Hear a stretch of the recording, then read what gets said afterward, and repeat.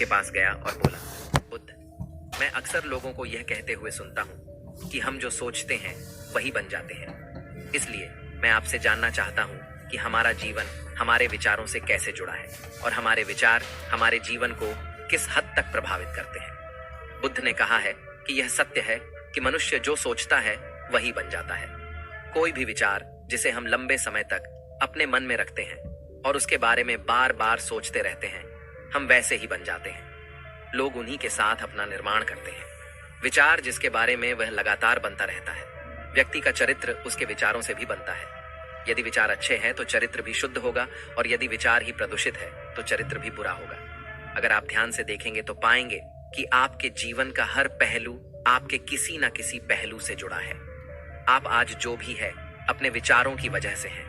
आपके विचार अच्छे या बुरे किसी न किसी तरह से आपके जीवन को अच्छा या बुरा बना रहे हैं।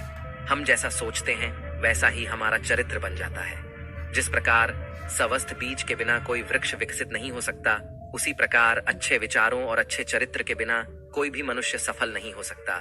और यदि उसके विचार नकारात्मक है तो वह अपने जीवन को गलत दिशा में मोड़ देगा। उसी प्रकार हमारे जीवन में अपने विचारों और कर्मों के माध्यम से कई बीज बोएं और उस बीज का फल या तो हमें दुख दे सकता है या खुशी। यदि हमने सकारात्मक विचारों के बीज बोए तो हमें सफलता और खुशी मिलेगी, लेकिन यदि बोए गए बीज नकारात्मक विचारों के हैं तो सफलता और दुख साथ साथ चलेंगे। जिन लोगों को आप सफल और महान मानते हैं वे यहाँ ऐसे ही नहीं पहुंच गए। उन्होंने अपने विचारों पर नियंत्रण रखकर अपना चरित्र ऐसा बनाया कि और इसी चरित्र के बल पर उन्होंने महानता की ऊंचाइयों को छुआ। तो मूल रूप से आपके अंदर जो विचार है, यदि आपके मन में दूसरों के प्रति क्रोध, ईर्ष्या, घृणा है तो आप बाहर भी वैसे ही होंगे, तो आपको बाहर भी वही मिलेगा। तुम्हें ऐसे लोग मिलेंगे जो तुम्हारे साथ वैसा ही करेंगे। यदि तुम्हारे पास प्रेम, शांति, करुणा है तो तुम वैसे ही बन जाओगे और आप बाहर भी वैसा ही पाएंगे। और जो ऐसे विचार रखता है उसे सम्मान और प्यार दोनों मिलता है। असल में मनुष्य अपने जीवन का निर्माता स्वयं है। वह इसे बना या बिगाड़ सकता है।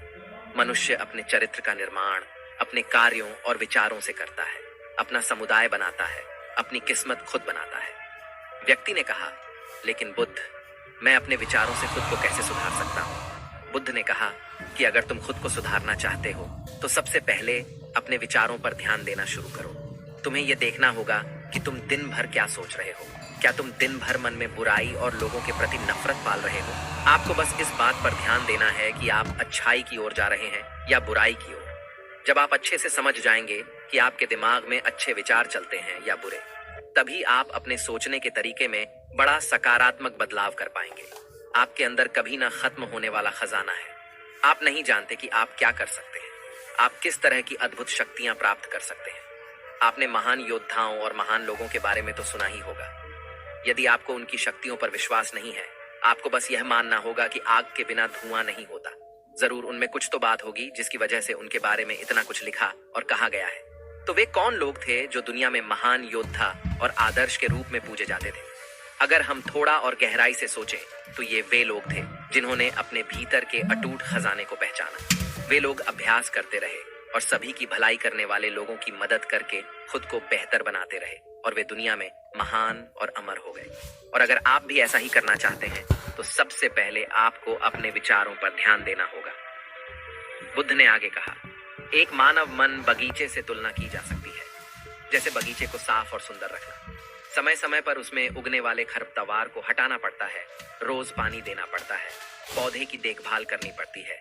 उसी तरह हमें अपने मन को भी सुंदर और सकारात्मक बनाए रखने के लिए उसका ख्याल रखना होगा। इसमें से लगातार नकारात्मक विचारों को हटाकर सकारात्मक विचारों को जगह देनी होगी। इसके लिए हमें डर, चिंता, नफरत और ईर्ष्या जैसी भावनाओं से खुद को दूर रखना होगा। और इसके लिए आपको अपने अंदर चल रहे विचारों पर लगातार ध्यान देना होगा। किसी भी व्यक्ति के अंदर उठने वाले विचार और उसका चरित्र अधिकतर उसके आसपास के वातावरण और परिस्थितियों पर निर्भर करते हैं। लेकिन इसका मतलब यह नहीं है कि किसी व्यक्ति की स्थिति खराब है, यानी उसके विचार सदैव त्रुटिपूर्ण रहेंगे। वह उन पर ध्यान देकर अपने विचारों को बदल सकता है और जैसे ही उस व्यक्ति के विचार बदल जाते हैं तो उसका चरित्र और उसके काम करने का तरीका अपने आप बदल जाता है। ये सभी चीजें धीरे धीरे सीखनी होती हैं। विचारों के काम करने के तरीके को समझना होगा। आपको सबसे पहले यह स्वीकार करना होगा कि जो काम सामने वाला कर सकता है वह आप भी कर सकते हैं। आपको बस इसका बार बार अभ्यास करने की जरूरत है। नई चीजें सीखने की जरूरत है। जैसे जैसे आपका मन बदलेगा, आपकी परिस्थितियां भी बदल जाएंगी और आपके अंदर जड़ें जमा लेगा तो आपको सफल होने से कोई नहीं रोक सकेगा। लेकिन अगर वह बीज या विचार नकारात्मक है तो आपको भी असफलता से कोई नहीं बचा सकता। इसलिए अपने विचारों के प्रति बहुत जागरूक रहने की जरूरत है। आप अपने अंदर किस तरह के विचार ला रहे हैं? एक बात हमेशा याद रखें, हमें वह नहीं मिलता जो हम चाहते हैं, बल्कि हमें वहां मिलता है जो हम हैं और हम अपने विचार हैं। इसलिए इच्छा करना और उस इच्छा के बारे में अच्छा सोचते रहना और उसे पूरा करने का प्रयास करना दो बिल्कुल अलग चीजें हैं, क्योंकि इच्छा तो हर कोई करता है, लेकिन उस इच्छा के बारे में लगातार सकारात्मक सोचना और उसे पाने के लिए बड़ी मेहनत करना बहुत ही कम लोग ऐसा कर पाते हैं। इसलिए अगर आप अपनी परिस्थितियों को बदलना चाहते हैं तो सबसे पहले आपको खुद को बदलना होगा। लेकिन ज्यादातर लोग अपनी परिस्थितियों को तो बदलना चाहते हैं, लेकिन अपनी सोचने और काम करने के तरीके को नहीं बदलना चाहते। और अगर लोग ऐसे ही रहेंगे तो उनके हालात कभी नहीं बदलेंगे। उस व्यक्ति ने कहा कि बुद्ध, हमारे विचारों का हमारे शरीर पर क्या प्रभाव पड़ता है? बुद्ध ने कहा कि हमारा शरीर हमारे दिमाग का गुलाम है। हम जो भी सोचते हैं उसका पहला प्रभाव हमारे शरीर पर ही पड़ता है। आपने देखा होगा कि जो लोग बहुत अधिक चिंता करते हैं और डरते हैं वे जल्दी बीमार पड़ जाते हैं। साथ ही जो लोग दूसरों से ईर्ष्या करते हैं और हमेशा नकारात्मक सोचते हैं वे भी बहुत जल्द मानसिक और शारीरिक बीमारी का शिकार हो जाते हैं। और अगर आप ऐसा सोचते हैं तो आपके साथ भी ऐसा ही होगा। इसके विपरीत जो लोग हमेशा खुश रहते हैं वे दूसरों के बारे में अच्छा सोचते हैं, हमेशा स्वस्थ रहने के बारे में सोचते रहते हैं, तो उनकी ऊर्जा एक समान हो जाती है और इस ऊर्जा का सकारात्मक प्रभाव सबसे पहले उनके शरीर पर पड़ता है, क्योंकि जिस व्यक्ति का मन शांत होता है उस व्यक्ति के शरीर की आधी बीमारी अपने आप ही खत्म हो जाती है। हम स्वस्थ रहेंगे या बीमार, ये हमारे आसपास के माहौल और परिस्थितियों के अलावा हमारी सोच पर भी निर्भर करता है। एक कमजोर और हमारे शरीर को भी कमजोर और बीमार बना देता है। आपने अपने आसपास देखा होगा कि जो लोग बीमार होने से सबसे ज्यादा डरते हैं, जो सबसे ज्यादा बीमार पड़ते हैं। इस डर ने लाखों लोगों की जान ले ली है। इसके विपरीत जो लोग अपने शरीर के बारे में अच्छा सोचते हैं वे स्वस्थ और मजबूत महसूस करते हैं, और जिनके विचार शुद्ध होते हैं उनका शरीर स्वस्थ और मजबूत हो जाता है। वैसा ही हमारा शरीर सिर्फ एक उपकरण है और हमारा मस्तिष्क इस उपकरण को नियंत्रित कर रहा है। जैसे अच्छा भोजन हमारे शरीर के लिए जरूरी है, उसी तरह अच्छी सोच हमारे शरीर के लिए भी बहुत महत्वपूर्ण है। जैसे ही आपके विचार शुद्ध हो जाएंगे, इसका सबसे पहला असर आपके शरीर पर दिखाई देगा। एक शुद्ध और सकारात्मक दिमाग आपको कभी भी खराब खाना खाने नहीं देगा। इसलिए सबसे पहले अपने दिमाग को सुरक्षित रखें, फिर यही दिमाग आपके शरीर को हर बीमारी से बचाएगा। यदि कोई बीमार और कमजोर व्यक्ति अपने शरीर को पूरी तरह से स्वस्थ बनाना चाहता है तो उसे सबसे पहले अपने शरीर को ठीक करना चाहिए।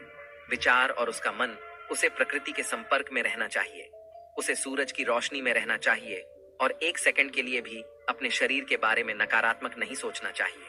वह जैसा स्वास्थ्य चाहता है वैसा ही उसे महसूस करना चाहिए और पूरा विश्वास है कि वह वैसा बन सकता है। उस व्यक्ति ने कहा, बुद्ध, अब आप मुझे बताएं कि हमारे विचार हमारे लक्ष्य को कैसे प्रभावित करते हैं। बुद्ध ने बताया कि जब तक आपका लक्ष्य आपके विचारों के अनुरूप नहीं होगा तब तक आपको सफलता नहीं मिल सकती है।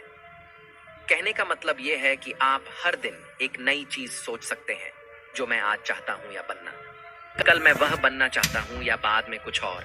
लेकिन जब तक आप अपने लिए कोई लक्ष्य निर्धारित नहीं करते तब तक आप कोई भी बड़ा काम नहीं कर सकते, क्योंकि नियम यह है कि जो काम हम बार बार करते हैं उसी काम में हम आश्चर्यजनक सफलता हासिल कर सकते हैं।